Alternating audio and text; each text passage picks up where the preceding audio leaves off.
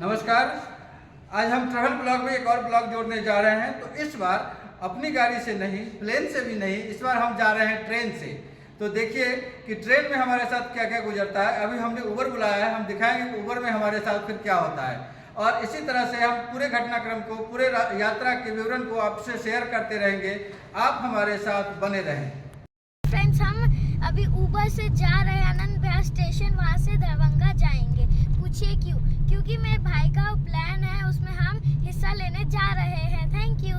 वक्त हम गुजर रहे हैं गाजीपुर इलाके से, जहाँ के कचरा को स्टोरेज करने के लिए एक एरिया बनाया गया है। और ये हम उस एरिया से अभी गुजर रहे हैं। इधर हम नज़दीक से आपको दिखाने की कोशिश कर रहे हैं। और ये हर दिन दिल्ली का सारा कचरा यहाँ पे जमा किया जाता है। फ्रेंड्स, हम आ चुके हैं आनंद विहार रेलवे स्टेशन पे। हाँ, यहाँ पे जो बिहार की ट्रेन आएगी उसमें हम बैठ के चले जाएंगे। हमने पता किया है कि हमारी ट्रेन प्लेटफॉर्म नंबर 3 पे आएगी, पर हम वहाँ पे कैसे जाए, चलो पता करते हैं। प्लेटफॉर्म पर जाने से पहले हमें एक्सरे मशीन पर सामान रखना होता है। हाँ, हम लोग आ गए हैं आनंद विहार रेलवे स्टेशन के प्रतीक्षालय में। और पहली बार महसूस हो रहा है कि रेलवे से सफ़र करना थोड़ा सा मुश्किल है, क्योंकि आप यहाँ जिधर भी देखेंगे उधर पूरे के पूरे आदमियों से भरा हुआ है। असल में हुआ ये है कि बिहार में हम लोगों का जो कास्ट है उसमें पूरे साल में सिर्फ एक ही दिन हुआ है जिस दिन की आप जनेऊ कर सकते हैं। इसलिए जनेऊ करने वाले जितने भी लोग हैं सब लोग जा रहे हैं। और ईद की छुट्टी है, इस वजह से कुछ ज़्यादा ही भीड़ भाड़ दिख रही है।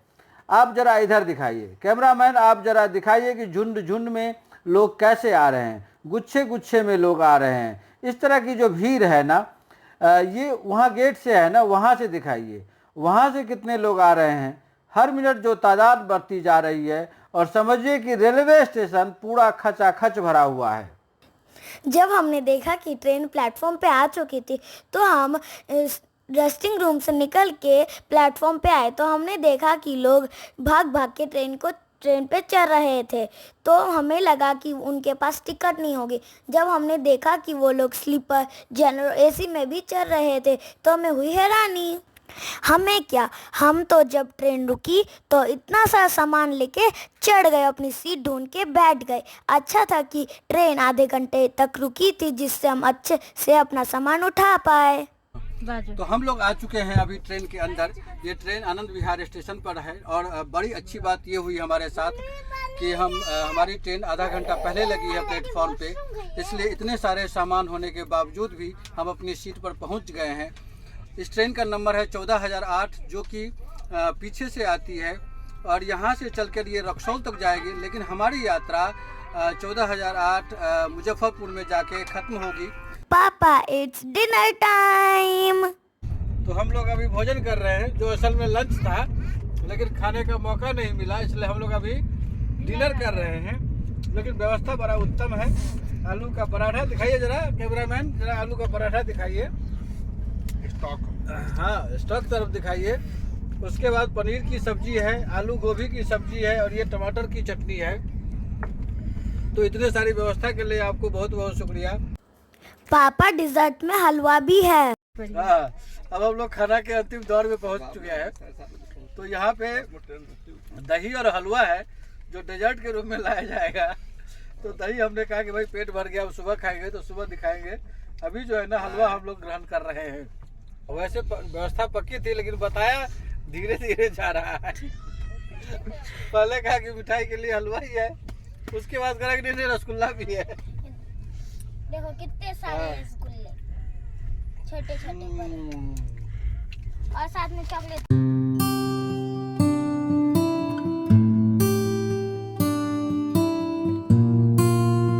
वक्त सुबह के 9 बजे हम पहुँचे हैं परम पवित्र पावन नगरी वाराणसी।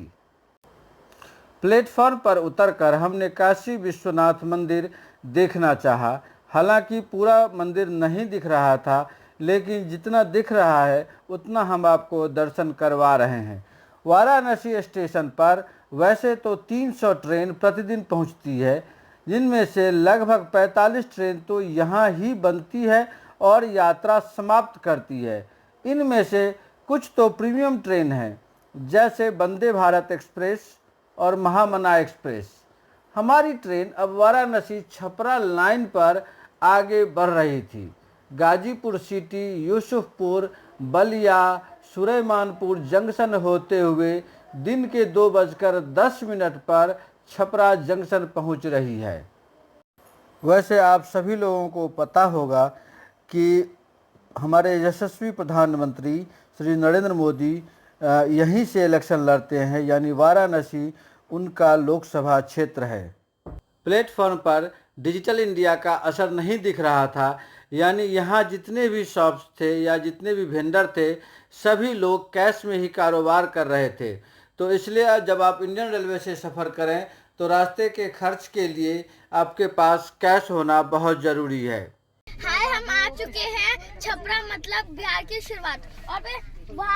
और हमें यहाँ पे बाहुबली समोसा मिला और साथ में ये सब्जी ट्राई करके बताती हूँ मैं। बहुत अच्छा है, आप आए तो जरूर लेना। इसके बाद से हमारी ट्रेन स्लो होने लगी थी। हाजीपुर के नज़दीक आते आते लगभग 45 मिनट लेट हो गया था यह ट्रेन। वैसे ये ट्रेन छोटी छोटी स्टेशनों पर रुकने लगी थी, जैसे कि रामदयालु नगर, तुर्की और भी छोटे छोटे। हालांकि फिर भी इसने मुजफ्फरपुर के नज़दीक आते आते थोड़ी सी पिकअप पकड़ी और हम 45 मिनट देरी से मुजफ्फरपुर स्टेशन पर उतरे। सद्भावना एक्सप्रेस यहाँ पर यानी मुजफ्फरपुर में आधा घंटा रुकती है, यानी उतरने के लिए आपके पास पर्याप्त समय होता है। और अब हम यहाँ पहुँच चुके हैं। हाय फ्रेंड्स, हम आ चुके हैं अपने गांव मुजफ्फरपुर और ये हमारी ट्रेन सद्भावना एक्सप्रेस जो हमारी जो ट्रेन ड्राइवर थे स्टंट मार के और 45 मिनट्स लेट करके हमें अपने गांव पहुंचा दिया है। Bye bye. की लंबी ऊंची सीढ़ी पर चढ़कर जब हम फुट ओवर ब्रिज क्रॉस कर रहे थे तो हमने ये सोलर पैनल देखा। देखकर बड़ी प्रसन्नता हुई कि सोलर एनर्जी का इस्तेमाल यहाँ स्टेशन के काम के लिए किया जाता है। एनर्जी की कैपेसिटी का हमारे पास डाटा इस वक्त नहीं है, लेकिन मैं पता करके वीडियो डिस्क्रिप्शन में ज़रूर डालूँगा। आज की यात्रा हम यहीं समाप्त करते हैं। नमस्कार।